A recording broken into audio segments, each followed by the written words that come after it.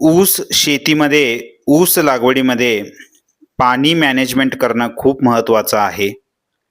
तर आपण ऊस लागवडीमध्ये पाण्याचा उपयोग कमी केल्याने किंवा पाणी जास्त वापरल्याने ऊसामध्ये वाढ ही कमी होते.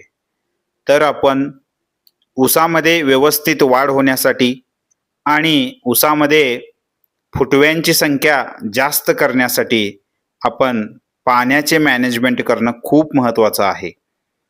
तर ऊस शेतीमध्ये आपण 10 ते 15 दिवसाच्या गॅपनं पाणी देणं खूप महत्त्वाचं असतं. मातीचे जे लक्षण आहेत त्याच्या आधारे आपण पाणी देणं खूप महत्त्वाचं आहे. तर ऊसामध्ये व्यवस्थित वाढ होण्यासाठी पाण्याचे मॅनेजमेंट करणं खूप महत्त्वाचं असतं. आपण ऊस शेतीला लागवड वापरतो, आळवणी करतो आणि जैविक खते वापरतो.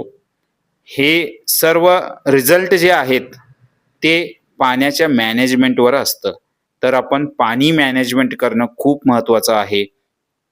जास्त पाणी दिल्याने ऊसामध्ये वाढ ही कमी होते आणि कमी पाणी दिल्याने ऊसामध्ये वजन आणि वाढ हे कमी होतं. तर आपण व्यवस्थित पाणी मॅनेजमेंट करणं खूप महत्त्वाचं आहे. तर आपण 10 ते 15 दिवसाच्या गॅपमध्ये आपण ऊसाला पाणी देणं खूप महत्त्वाचं आहे. तर 2 पाण्यामधलं अंतर आपण 10 ते 15 दिवस ठेवणं खूप गरजेचं आहे. तर भेटूया नेक्स्ट व्हिडिओमध्ये. Thank you. धन्यवाद.